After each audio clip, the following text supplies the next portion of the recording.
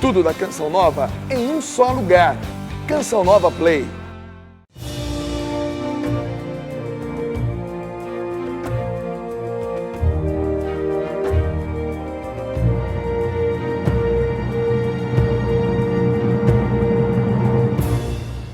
Olá, meus irmãos.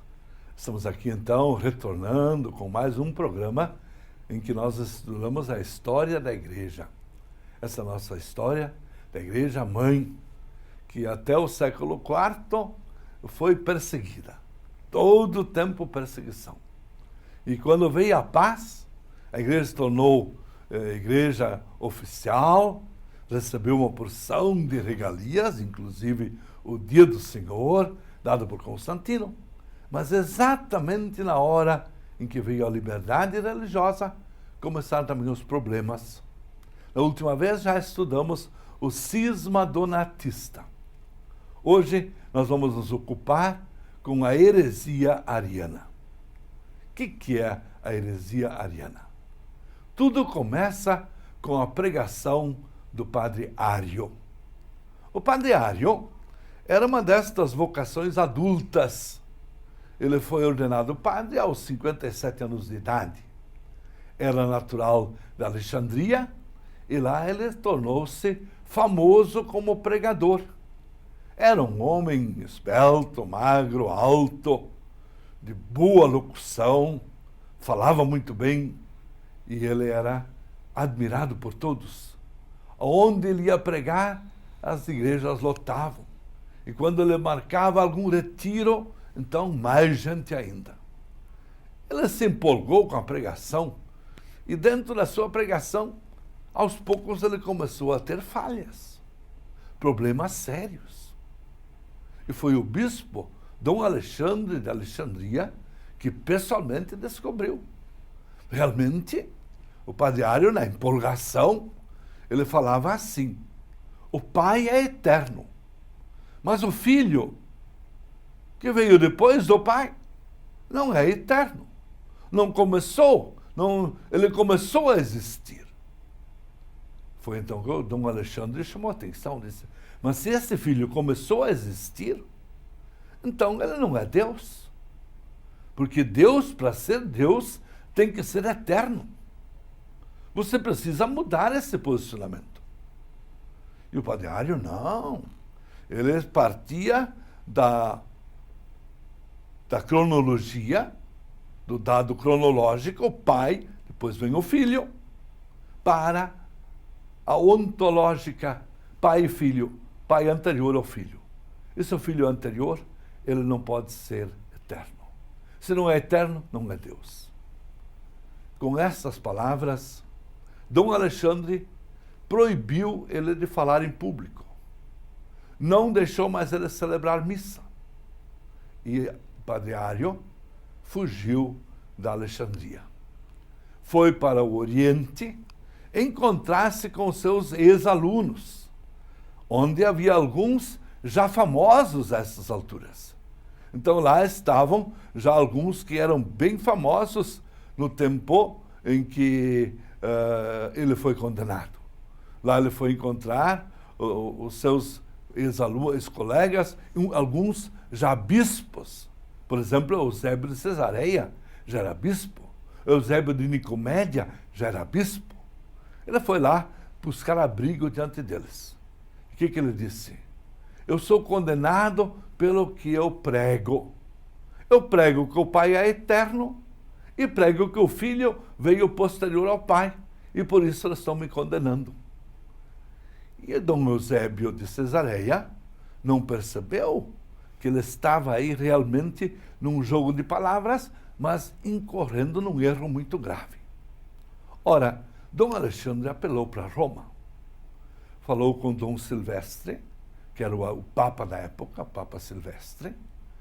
E nisto também Constantino ficou sabendo.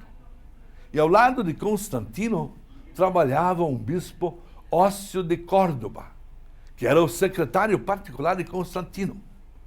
E ele percebeu que realmente havia ali um erro grave. Foi então ao encontro de Ário para ouvir uma explicação. E Ário não mudou de posição. Disse, esta é a verdade, o Filho vem depois do Pai, então não pode ser eterno. Com isso, foi convocado o Concílio de Nicéia. Um concílio para resolver um problema destes, porque estava aí em questão a sua própria Santíssima Trindade. Então, no Concílio de Nicéia, o concílio foi escolhido, o lugar foi escolhido estrategicamente, à beira do mar. Portanto, todos os bispos que ficavam ao longo do mar, tanto na África como na Europa, como no Oriente Médio, todos podiam se deslocar através de navio de barcos. E o Império Romano tinha naquele tempo o cursus publicum. Esse cursus publicum era o correio. Na verdade, era o correio. E esse correio podia então transportar os bispos, com autorização especial de Constantino e de Ócio de Córdoba. Então foram para lá muitos bispos, em torno, em momentos mais fortes, acima de 100 bispos, reunidos em Nicéia. Na sessão de abertura, lá estava Ócio de Córdoba, em nome de Constantino. Estavam lá também 2 representantes do Papa. Papa Silvestre tinha enviado 2 presbíteros como representantes oficiais do bispo de Roma, tanto que nas atas eles assinam em primeiro lugar, eles são os primeiros que assinam, então mostrando que havia já ali a palavra do bispo de Roma, absolutamente importante, 2 representantes. E lá no Concílio de Nicéia foi apresentada a fórmula que poderia superar todo o problema. Qual é a fórmula? Homoousios tu patri. Isto é, consubstancial ao Pai. O Filho é consubstancial ao Pai. Deus de Deus, luz de luz, Deus verdadeiro de Deus verdadeiro, consubstancial ao Pai. Ora, se ele é consubstancial, ele é gerado, não criado, mas consubstancial, eternamente gerado pelo Pai. Eternamente gerado pelo Pai. Ora, essa fórmula realmente superava todo o problema, porque o Filho é eternamente gerado, é, portanto, eterno como o Pai. Era só assinar agora a fórmula Homoousios tu patri, que é aquela fórmula que entrou no credo niceno, depois no credo niceno constantinopolitano. Ora, todos aceitam esta fórmula tranquilamente. Parece superado a questão do arianismo. Entretanto, 5 bispos não aceitam a fórmula, não assinam. E eles, então, seriam expulsos de suas sedes, iriam para o exílio. Com esta ameaça, feita por Ócio de Córdoba, provavelmente em nome de Constantino, 3 deles recuam e dizem, não, então nós assinamos a fórmula também. Ficaram apenas 2 que não assinaram a fórmula. E eram 2 da África, justamente do Egito. Os que já tinham trazido o problema desde o tempo em que Ário ainda estava na Alexandria. 2 não aceitaram. Eles, então, naturalmente, foram para o exílio. Os 2 exilados, os outros 3 assinaram, assim, na última hora.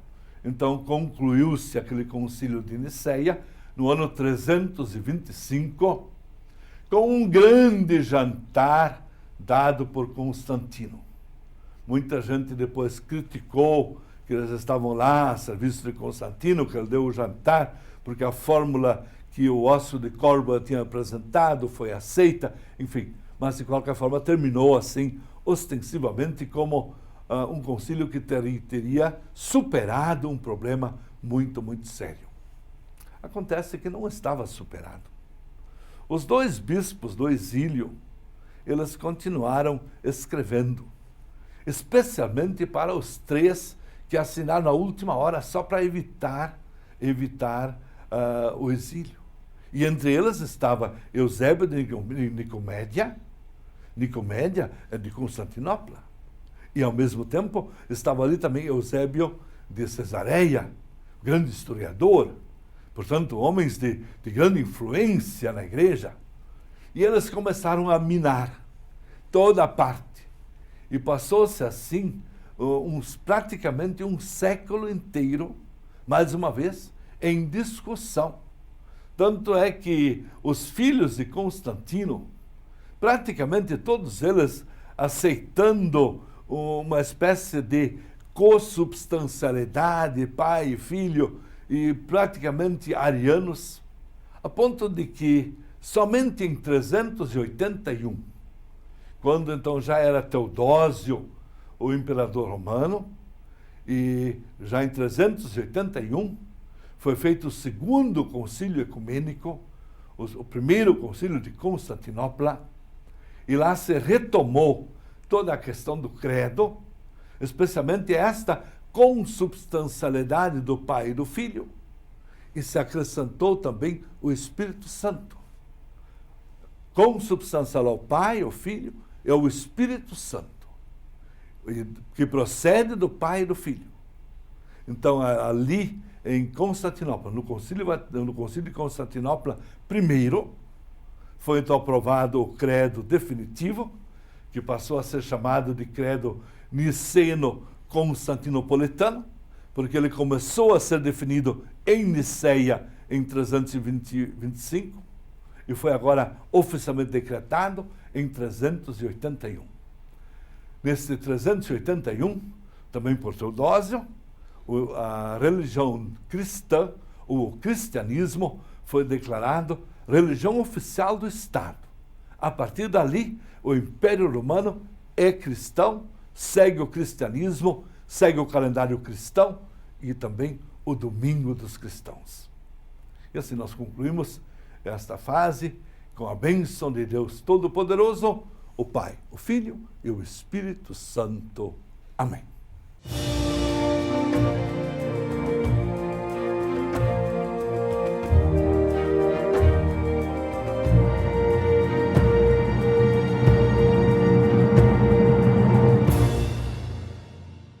Tudo da Canção Nova em um só lugar. Canção Nova Play.